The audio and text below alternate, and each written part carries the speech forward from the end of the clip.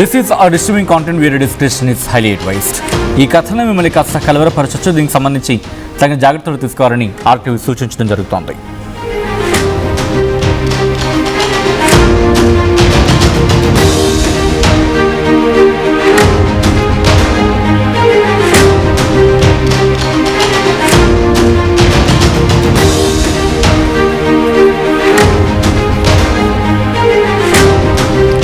Breaking news చూస్తున్నారు. రాజమండ్రిలో తీవ్ర విషాదం నెలకొంది. భార్య, కుమార్తె, మనవడితో కలిసి గోదావరిలో దూకేశారు. ఈ ఘటనలో ఏఈ నూకరాజు, భార్య మీనా, కూతురు సౌజన్య గల్లంతయ్యారు. ఈత రావడంతో ఈదుకుంటూ ఒడ్డుకు చేరుకున్నారు నూకరాజు మనవడు. గల్లంతైన ముగ్గురు కోసం గాలింపు కొనసాగుతోంది. నూకరాజు పిఠాపురం పంచాయతీరాజ్ శాఖలో అసిస్టెంట్ ఇంజనీర్గా పనిచేస్తూ ఉన్నారు. నూకరాజు రాసిన ఆ చివరి లేఖను స్వాధీనం చేసుకున్నారు పోలీసులు. లెటర్లో సంచలన విషయాలు వెల్లడించారు నూకరాజు. కొద్ది నెలల క్రితం తన కూతురి భర్త చనిపోయాడు అంటే అల్లుడు చనిపోయాడు అంటూ చెప్పుకొచ్చారు నూకరాజు. ఆ రోజు నుంచి నా కూతుర్ని షేక్ సాధిక్ అనేవాడు వేధిస్తూ ఉన్నాడు. ఎవరికైనా విషయం చెబితే తనని, తన మనవడిని చంపుతాను అని చెప్పి సాధిక్ బెదిరించాడు అంటూ ఆ లేఖలో చెప్పుకొచ్చారు నూకరాజు.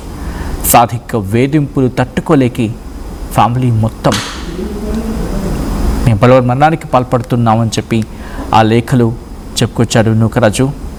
ప్రస్తుతం ఈ అంశం తీవ్ర చర్చాంశంగా మారింది, సంచలనంగా మారింది. గోదావరంత కష్టం వచ్చిందని నూకరాజు భావించారు. ఇక లాభం లేదు అని చెప్పి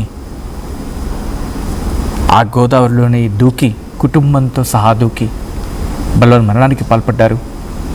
ఒక వ్యక్తి తమను వేధిస్తున్నాడు అంటే కనుక బహుశా పోలీసును ఆశ్రయించాలి.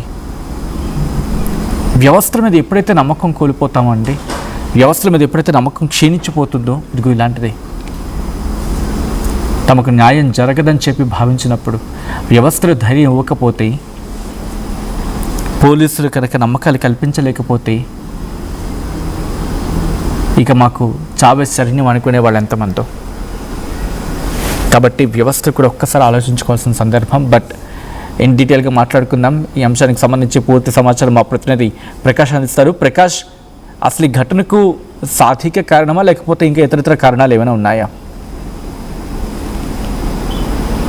సచిన్, ఏదైతే పిఠాపురం పంచాయతీరాజ్ ఏఈగా పనిచేస్తున్నటువంటి నూకరాజు ఎవరైతే ఉన్నారో ఇప్పుడైతే Rajahmundry road cum rail bridge పై నుంచి అయితే దూకి ఆయనైతే బలవత్మరణానికి అయితే పాల్పడ్డారు. అలాగే కుటుంబం, తన భార్యతో పాటు తన కుమార్తె, మనవడు, మొత్తం నలుగురు కూడా ఆ గోదావరిలో దూకిన నేపథ్యంలో అర్ధరాత్రి సమయంలో కొంతమంది ఆ యొక్క ఎవరు కూడా గ్రహించలేదు. అక్కడ ఉన్నటువంటి స్థానికులు ఒక కుర్రాన్ని మాత్రం కాపాడారు. అందులో తన మనవడు సురక్షిత 10 సంవత్సరాలు ఉన్నటువంటి మనవడైతే సురక్షితంగా తనకి ఈత రావడంతోనే బయటపడినట్టుగా తెలుస్తుంది. వెంటనే అతను ఉన్నటువంటి స్థానికులు అయితే అతను అయితే రక్షించారు. మిగిలిన ముగ్గురు నూకరాజుతో పాటు తన భార్య, తన కుమార్తె ఈ గోదావరిలో ఇప్పుడైతే ప్రస్తుతం వాళ్ళ కోసం అయితే గాలింపు చర్యలు చేపడుతున్నటువంటి పరిస్థితి ప్రధానంగా కనపడుతుంది. తను కొన్నాళ్ళ నుంచి కూడా ఆ పిఠాపురం ఏదైతే ఏపీ ఉప ముఖ్యమంత్రి పవన్ కళ్యాణ్ నియోజకవర్గంలోనే తను ఈ పంచాయతీరాజ్ ఏఈగా కూడా గత 10 సంవత్సరాల నుంచి కూడా పైనుంచి కూడా పనిచేస్తున్నారు. కానీ ఆయన మంచి ఏఈగా పనిచేస్తూ పిఠాపురం మండలంలో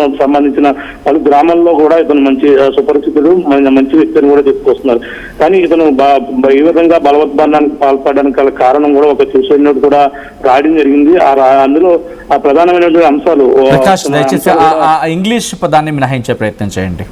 అతను బలవత్మరణానికి గల కారణాలు ఏంటనేది కూడా ఒక లేఖ కూడా రాయడం జరిగింది. ఆ లేఖలో కూడా అతను అనేక అంశాలు కూడా రాయడం జరిగింది. ఏదైతే అల్లంపూడి నూకరాజు అని నేను ఆ పంచాయతీరాజ్లో పనిచేస్తున్నాను, ఇంజనీరింగ్ విభాగంలో పనిచేస్తున్నానని కూడా లేఖను రాయడం, అలాగే ఆ లేఖలో కూడా అనేక అంశాలు రాయడం జరిగింది. అలాగే ఆ అధికారి ఏదైతే ఉన్నారో అలాగే 22/7/2026 తేదీన తన ఆ అల్లుడు ఎవరైతే ఉన్నారో అల్లుడు మరణించినట్టు కూడా చెప్పుకొస్తున్నారు. తనకు నూకరాజుకి ఒక పాప ఒక బాబు. తన కుమారుడు 4 సంవత్సరాల క్రితమే హైదరాబాద్ లో రోడ్డు ప్రమాదంలో ఆయనైతే కుమారుడు మరణించారు. తన వివాహం అయిన తర్వాతే ఈ ఘటన జరగడంతో వాళ్ళకి సంబంధించిన అప్పట్లోనే ఆ సెటిల్మెంట్ అయితే క్లియర్ అయింది. కానీ తన కుమార్తె ఒకటి ఉంది. కుమార్తెకు సంబంధించిన అలాగే భర్త కూడా ఉన్నాడు. ఇటీవల భర్త 2 నెలల క్రితం అనారోగ్యం పాలై తన కూడా మరణించినటువంటి పరిస్థితి ఉంది. ఈ నేపథ్యంలోనే తనకు ఒక మనవడు కూడా ఉన్నారు తన కుమార్తె. తను చదువుతున్న సమయంలోనే ఒక వ్యక్తి అయితే పరిచయం అయినట్టు కూడా చెప్పుకొస్తున్నారు. అతను ఇటీవల షూటింగ్ ఒక క్రీడా విభాగంలో అయితే అతను ఒక నైపుణ్యం కలిగినటువంటి ఒక కోచ్ ఎవరైతే ఉన్నారో షేక్ సాదిక్ అని అతను పరిచయం అవ్వడం, ఆ పరిచయం అతనే ప్రధానంగా వీళ్ళ కుటుంబాన్ని మానసికంగా వేధింపులు గురి చేస్తున్నారు అన్నట్టుగా అతను లేఖలో రాయడం జరిగింది. అతను ఆ రైఫిల్ షూటింగ్ ఆర్గనైజింగ్ దాంట్లో కూడా కీలకంగా కూడా ఉన్నట్టు కూడా తెలుసుకొస్తుంది. అటువంటి వ్యక్తి షేక్ సాదిక్కే దీనికి ప్రధాన కారణంగా కూడా లేఖలో రాయడం, అలాగే అమ్మాయి సౌజన్యని ఎవరైతే ఉన్నారో సౌజన్యని కూడా బెదిరిస్తూ తనను చంపేస్తానంటూ కూడా రియాజ్ అనేక విధాలుగా కూడా కార్తీక్ ఎవరైతే ఉన్నాడో మనవడు కార్తీక్ ని కూడా అనేక విధాలుగా వేధింపులు గురి చేస్తున్నారని కూడా లేఖలో రాయడం జరిగింది. అతను 5వ తరగతి లక్ష్య ఇంటర్నేషనల్ స్కూల్లో అయితే తన మనవడైతే చదువుతుండే. అక్కడ చదివిన నేపథ్యంలోనే ఇతనితో మరి ఇతను ఏ విధంగా పరిచయం అయ్యారు, తన మనవడికి ఏదైనా కోచింగ్ నిమిత్తం పరిచయం అయ్యి ఈ విధంగా తన కుటుంబానికి దగ్గర అయ్యాడు అనేది కూడా అనేక అనుమానాలు అయితే ఉన్నాయి. ఈ నేపథ్యంలోనే తను ఎవరైతే రియాజే దీనికి ప్రధాన కారణంగా కూడా చెప్తున్నారో రియాజ్ ఆ కుటుంబాన్ని అనేక విధాలుగా వేధించడమే కాకుండా వాళ్ళకి సంబంధించిన అకౌంట్స్ కావచ్చు, తనకు సంబంధించిన డీటెయిల్స్ కావచ్చు, మొత్తం ఆ బ్యాంక్ మొత్తం అన్ని కూడా తన పేరు మీద రాయాలంటూ కూడా ఇప్పటి వరకు కొన్ని బంగారం ఇవన్నీ కూడా అతను బెదిరించి తీసుకున్నట్టు కూడా అనేక ఆరోపణలు అయితే వస్తున్నాయి. అంతేకాకుండా తనను చెప్పిన మాట వినకపోతే ఈ విధంగా తనను చంపేస్తాను, అలాగే కుమారుని అంటూ కూడా బెదిరిస్తున్నారు. ఈ నేపథ్యంలో తన మానసిక ఒత్తిడికి క్షోభకు గురయ్యాడు. అలాగే తను గత రాత్రి తన వ్యాగనార్ కారు మీద వెళ్ళడం, ఆ రోడ్డు కమ్ రైలు బ్రిడ్జి పైన వాహనాన్ని పార్క్ చేయడం, ఆ కుటుంబం మొత్తం అంతా కూడా గోదావరిలోకి అయితే దూకిన పరిస్థితి ఉంది. వెంటనే దూకి మొత్తం ముగ్గురు కూడా గల్లంతైన పరిస్థితి. పక్కన ఈత రావడంతోనే ఎవరైతే తన మనవడు ఉన్నారో ఆ మనవడు ఈత రావడంతోనే ప్రాణాలతో ఇప్పుడైతే బతికి బయటపడ్డాడు కార్తీక్. పోలీసులు అయితే సంరక్షణలో ఉన్నారు, పూర్తి వివరాలు సేకరిస్తున్నారు. గరియేతగాళ్ల సాయంతో పడవల పైన గోదావరిలో ముగ్గురు యొక్క భౌతిక గాయాల కోసం అయితే గాలింపు చర్యలు అయితే ముమ్మరం చేస్తున్నారు. అలాగే అతను అంటే ఇందులో కూడా ఈ పరిస్థితికి కారణమైనటువంటి అతని పైన ఆ చర్యలు తీసుకోవాలంటూ కూడా అతనైతే రాయడం జరిగింది. తన మరణ వాగ్మూలంలో కూడా అనేక అంశాలు క్లియర్ గా కూడా రాసిన పరిస్థితి ప్రధానంగా ఉంది. ప్రస్తుతం ఈ ఘటన ఆ పిఠాపురంలో పనిచేస్తున్నటువంటి పంచాయతీరాజ్ విభాగంలో పనిచేస్తున్న ఇంజనీర్ అవతలు ఈ విధంగా జరగడంతోనే ప్రస్తుతం ఈ ఘటన అయితే సంచలనంగా మారింది. పోలీసులు అయితే వాళ్ళ కోసం అయితే భౌతికాయాల కోసం గోదావరిలో గదియతగాళ్ల సహాయంతో గాలింపు చర్యలు అయితే ముమ్మరం చేస్తున్న పరిస్థితి కనబడుతుంది. ఇంకా పూర్తి వివరాలు అయితే తెలియాల్సిన పరిస్థితి ఉంది. షేక్ సాదిక్ ఖాన్ అతను ఎవరు ఏంటనేది కూడా ఆ కాకినాడలోనే అతను ఒక ఏదైతే దీంట్లోనే ప్రావీణ్యం పొందిన రీఫిల్ షూటింగ్ ఆర్గనైజింగ్ దాంట్లో కూడా ఆయన పనిచేస్తున్నాడు. ఇటీవల గత కొన్నాళ్ళ క్రితం కూడా ఒక కోచ్ గా కూడా నియమితం అయినట్టుగా అక్కడ కాకినాడలోనే కొంచెం అందరికి కూడా సుపరిచితంగా ఉన్నటువంటి ఎవరైతే ఉన్నారో షేక్ సాదిక్ ఖాన్ కోసం అయితే ఎవరు అనేది కూడా పోలీసులు మరొకసారి పూర్తిగా దర్యాప్తు అయితే కొనసాగిస్తున్న పరిస్థితి కనపడుతుంది. ఈ ఘటనతో పిఠాపురంలో మొత్తం అతనికి సంబంధించిన వారందరూ కూడా ప్రస్తుతం అయితే ఈ ఘటన జరగడంతోనే ఈ వార్త విన్న ప్రతి ఒక్కరు కూడా ఆ నూకరాజు ఈ విధంగా జరగడంపై పలువురు అయితే నివాళులు అర్పిస్తూ అలాగే ఈ ఘటనపై ప్రతి ఒక్కరు కూడా విషాదం అయితే నెలకొన్న నేపథ్యంలోనే చాలా బాధాకరంగా ఈ ఘటనపై పిఠాపురంలో చోటు చేసుకున్న పరిస్థితి కనపడుతుంది చెప్పాలి.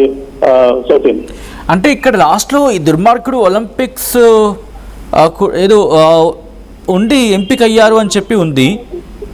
ఆ డీటెయిల్స్ ఏమైనా అంటే ఆ వ్యక్తికి సంబంధించి ప్రస్తుతం ఏమైనా అదుపులోకి తీసుకోవడం జరిగిందా ప్రకాష్? అంటే ఇప్పుడే లేఖ కూడా అందుబాటులో అతని యొక్క మరణ వాంగ్మూలం సంబంధించిన లేఖ కూడా రావడంతోనే ఇవన్నీ కూడా పోలీసులు అయితే విచారణ చేపడతారు. అలాగే షేక్ సాదిక్ ఖాన్ అతను కాకినాడకు సంబంధించిన వ్యక్తి అనేది ప్రస్తుతం కాకినాడలో ఉన్నారు. ఏదైతే రీఫిల్ ఏదైతే షూటింగ్ సంబంధించిన స్పోర్ట్స్ విభాగంలో అతను డిఆర్ఓ అంటే డిఆర్ఓ విభాగంలో ఉన్నారు. మరి రీఫిల్ షూటింగ్ ఆర్గనైజింగ్ కమిటీలో కూడా అతను కీలకంగా ఉన్నట్టు కూడా తెలుసుకొస్తుంది. అతను ఇంకా ఈ కుటుంబంతో మరి ఎలా పరిచయం అయింది, 10 సంవత్సరాల నుంచి కూడా తను వేధిస్తున్నారని కూడా చెప్పుకొస్తున్నారు. మరి అంతకు ముందు నుంచే పరిచయంతోనే అతను ఈ విధంగా వాళ్ళ కుటుంబాన్ని బెదిరింపులు పాల్పడుతున్నారు. అతను ఒక ఉన్నత అంటే ఇక్కడ నూకరాజు గురించి కూడా చెప్పుకొస్తుంది. చాలా మంది అతను చాలా మంచి వ్యక్తి అని కూడా చెప్పుకొస్తున్నారు. అటువంటి వ్యక్తిని ఈ విధంగా పక్కన కొడుకు